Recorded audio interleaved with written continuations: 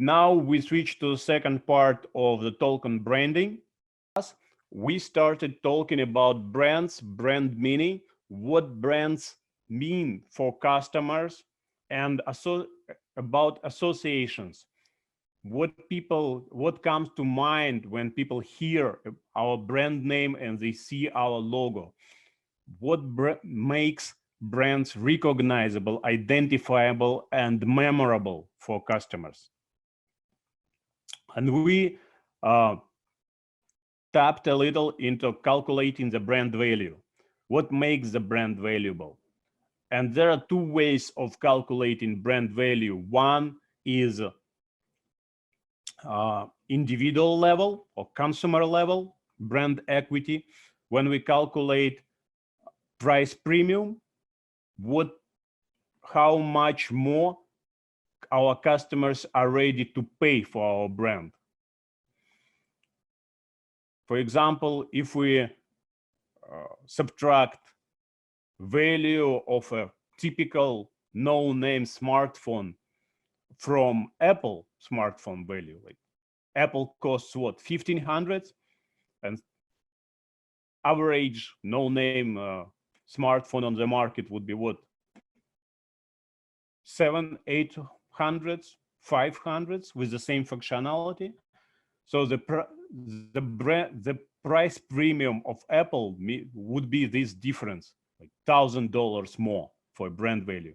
And if we multiply it by a number of smartphones Apple sells each year, price premium multiplied by sales volume, we could calculate the brand value, what market pays for a brand name, what customers reward company for their strong brand. And another way of doing it is calculating the book value of the brand. That means starting from market valuation, what is current target cap for a company, how market valuates the company, and subtracting all of the book value of financial tangible assets until what's left, what we cannot subtract, would be the brand value. So these two alternative approaches to calculating the value of a brand, and many consulting companies, when they calculate and assess the most valuable brands on the market, what are the most valuable brands out there, they use some combination of these two approaches: customer level brand equity versus book asset brand equity. If we try to combine them both to find a weighted balanced solution. And we see that there are a lot of tech companies among the most valuable brands, just because the book value of their assets based on future car forecasts leaves a lot of space for brand valuation. Okay, I'm gonna take a look what we got at our chat.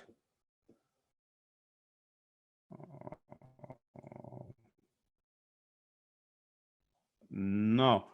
As for the team project, my comments in feedback summary, only the person who submitted the paper can see them. So whoever submitted the paper on team's behalf must share it with the rest of the team. Okay. Moving forward. Yep. Sorry, I don't mean to interrupt you during class, but I submitted the paper and I don't have access to the summary. Okay, I'll try to check it. Okay. No worries. Sorry. Okay. Should be. Shoot me an email and I'll try to figure it out. Should be edible and accessible to you. If it's not, I'll try to just copy paste and email comments. Thank you. We can do that. Sure.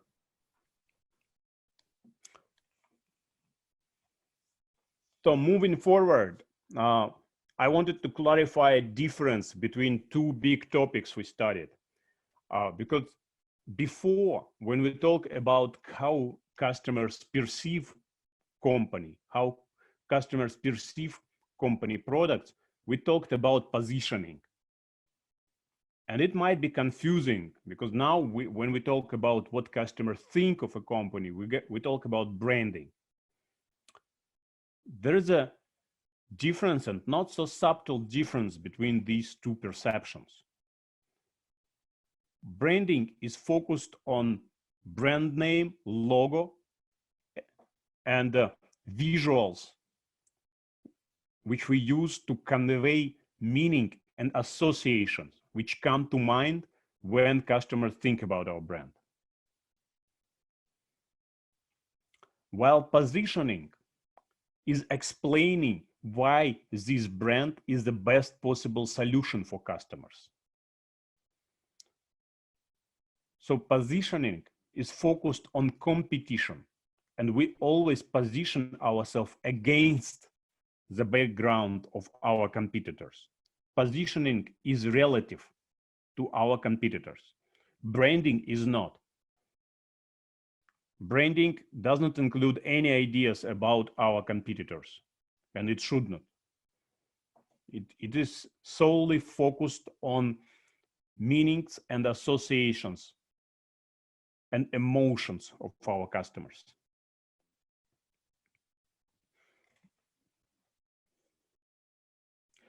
And there are two alternative branding strategies. Some companies brand their products under common brand name, like Apple. All Apple products have the same logo and have the same Apple name, whether they are called Apple TV, Apple Pay, Apple Music, Apple Watch, or Apple iPhone. They are all Apple.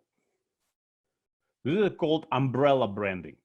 When we have one big, powerful umbrella brand, and then we engage in brand extension.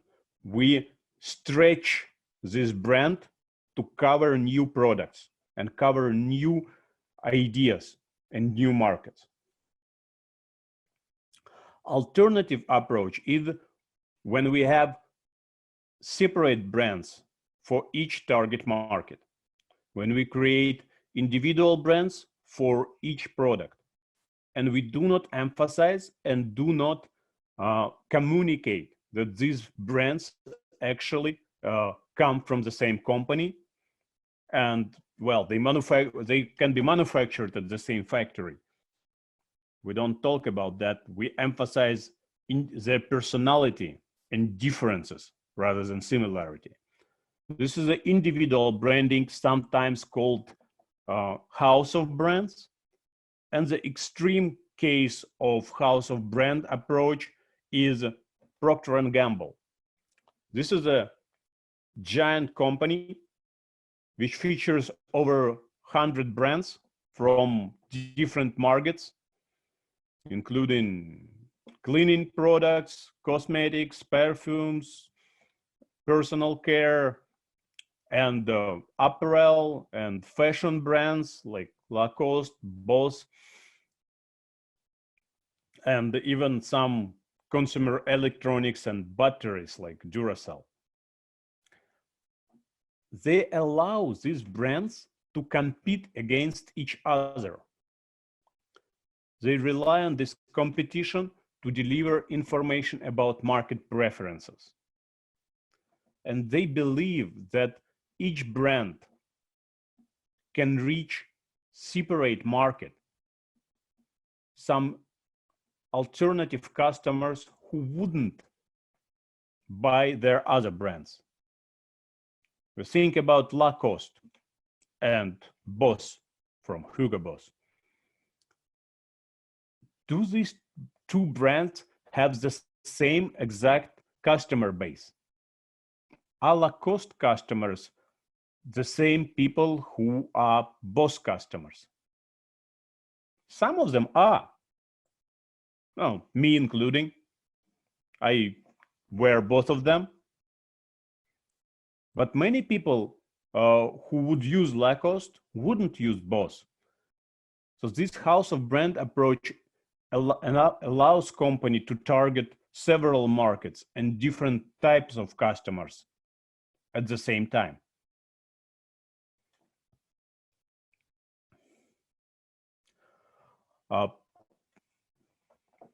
Two important strategies some companies use include ingredient branding, when company brands ingredients included in their products rather than the whole product. Famous examples include Teflon, Gore-Tex as an ingredient for insulation for cold weather outdoors clothing, and Intel is a part of our computers. Ingredient branding allows companies to introduce themselves and differentiate themselves when their own products are lesser known and have lesser brand awareness and brand recognition. Imagine if you are a technology startup who just started building and selling laptops.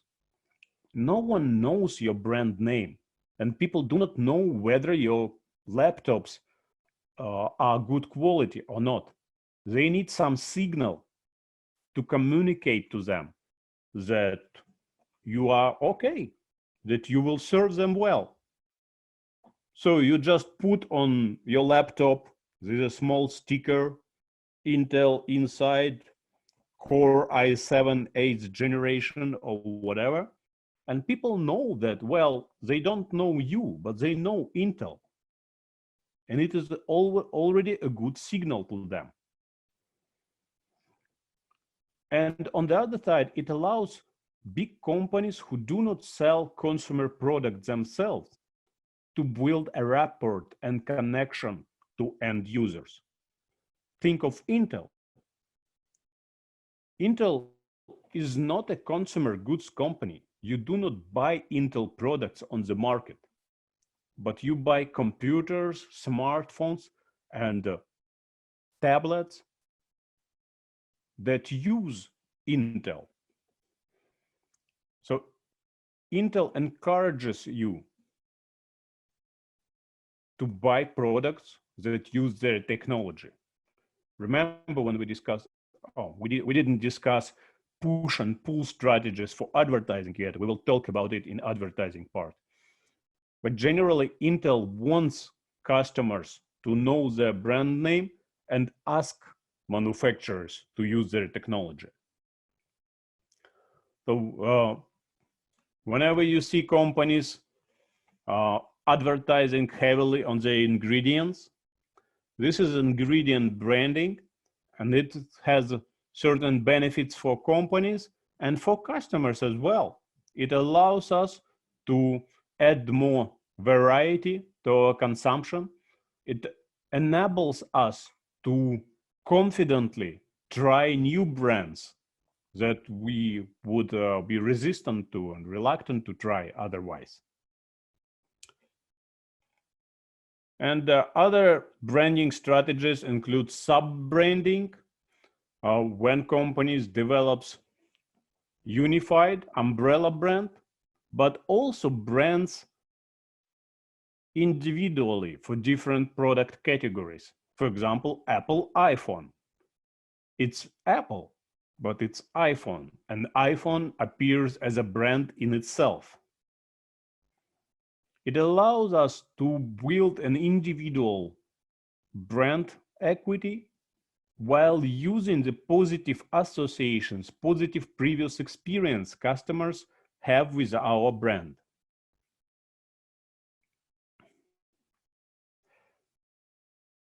Also, companies often engage in co-branding when they work with other companies in their industry or in neighboring industries to build and co-branded products, to leverage their own brand equity and their partners' brand equity to create a stronger brand identity. Oh, we have all their like Chase Disney credit cards, where Chase, a financial bank, financial institution, and Disney as an entertainment company come together to create a co-branded product, which creates additional benefits for customers and allows both companies to target additional customers they wouldn't able to reach otherwise. The same works with co-branded credit cards which airlines issue. When American Airlines Advantage credit cards are issued in collaboration with different banks, so that both airline and a bank could reach new customers and extend and reinforce their brand prominence and brand recognition. Brand identity is the ideal way the company wants to be perceived. Noted how the actual brand perception can be different from brand identity. Brand perception on the market could include humor, jokes, skepticism, which companies do not really want to have. But well, real life is different from ideal world.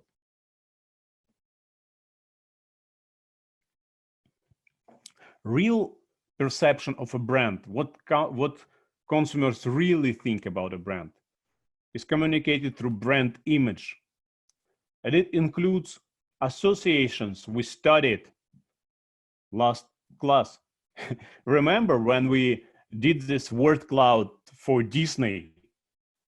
Some of their things that you guys posted on the Word document, well, they were not all that sassy, right? Some of them were pretty, like, not really pretty. But that's what people think.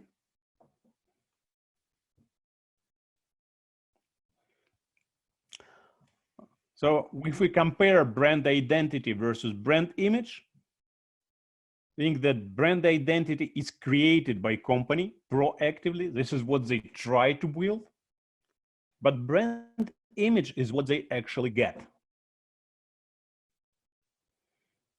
Brand identity is focused on the company personality and culture. When companies create brands, they think about themselves.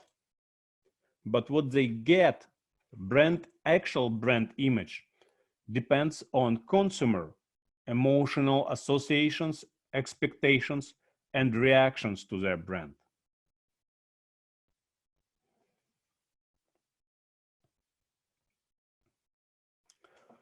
Creating brand identity is more than just drawing a beautiful logo. It's creating a brand personality, some character attributes that the brand would have if this brand was a real person. Which language, which words brand uses for communicating its benefits to customers, and in what tone the brand talks. Compare Burger King to McDonald's. McDonald's is always very professional, very positive, trying to communicate energy and strong commitment. While Burger King is more relaxed, laid back, a little cynical, joking around about their competitors and about themselves. These are not their product. I must say that they're not that super different, right? But the brand perceptions are completely different, because of their brand tone and brand language.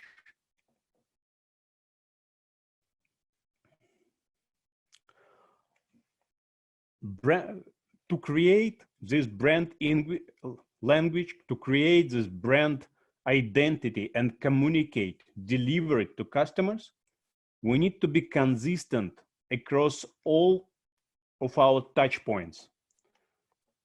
We mentioned touch points previously when we talked about customer journey and how customers engage with companies and encounter companies, not only in the purchase and not only in at the moment of using their services, but before they do it, at the awareness building and recognition, and after they use our products. So they encounter our brands through our advertising, through our website, through our point of purchase, and they build associations and memories of our brand depending on our product quality, product perception, product performance, billing, payments, and loyalty programs.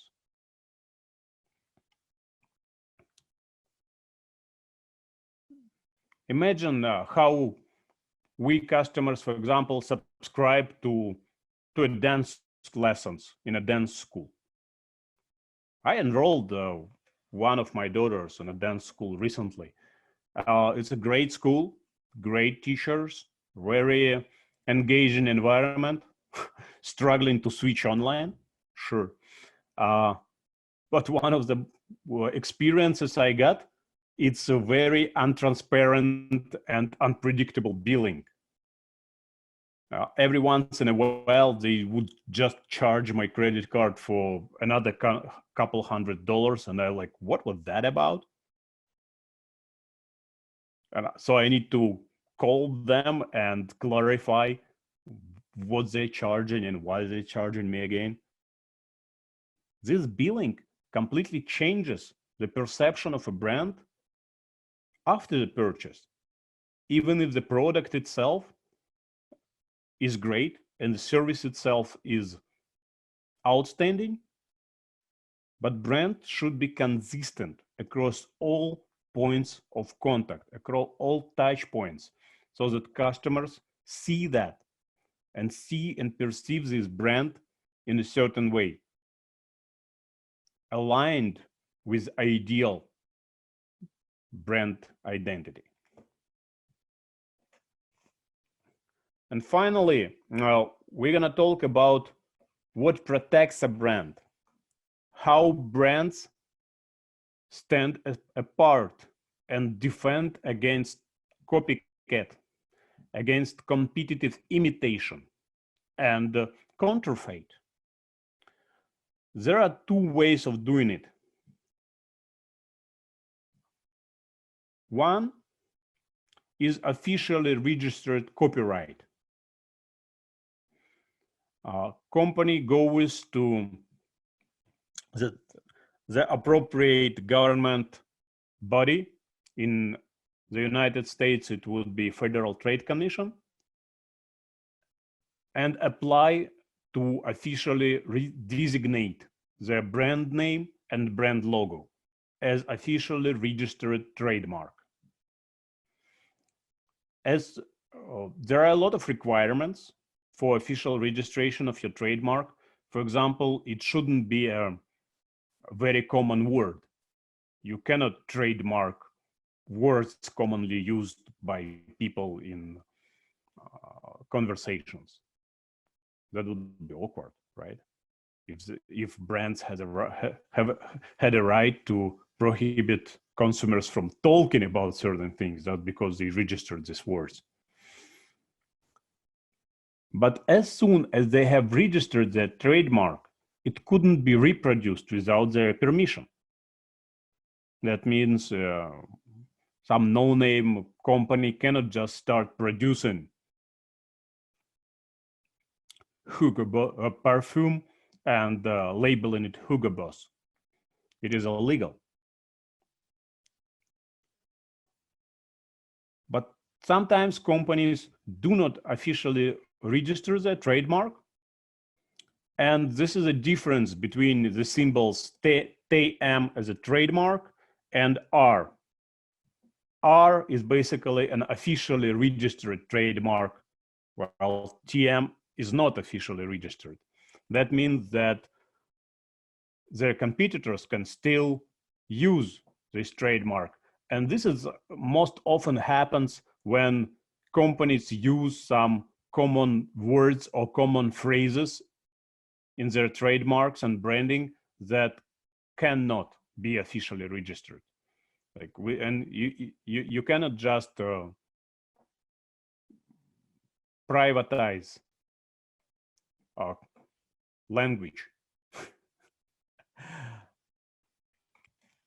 Legal protection for trademarks and brand names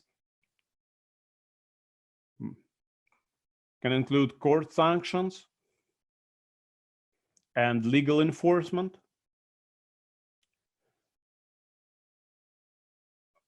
But sometimes notice how brand name, especially for innovative products that disseminate the market and get so commonly used that the brand name becomes a household name.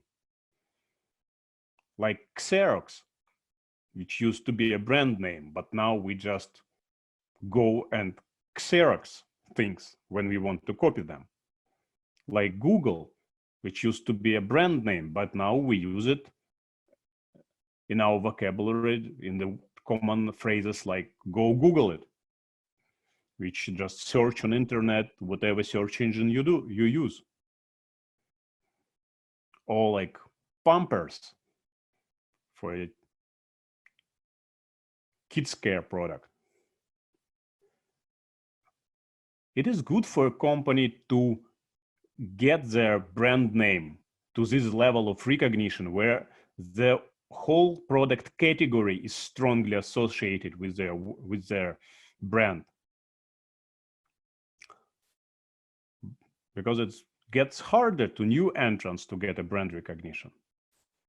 But it also dangerous because all the negative associations and negative memories of the whole product categories also stick with your brand. That's about all on our branding. And for this week, we have just one assignment, and pretty simple one, based on our textbook video case. Our online textbook there is a video case for branding. It's called Moonshine Miracle. Young, up and coming, which needs our advice on their branding. Please watch the video, do some research about this brand on internet, social media, and complete the video case report, Moonshine Miracle, which asks you to analyze current brand image, what people think about this brand, and whether this brand, their brand identity is delivered consistently across different touch points, across different channels. And in part 2, they ask you for recommendations, how they could strengthen their brand across different touch points.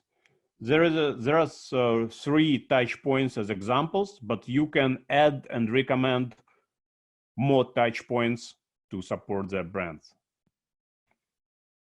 Professor.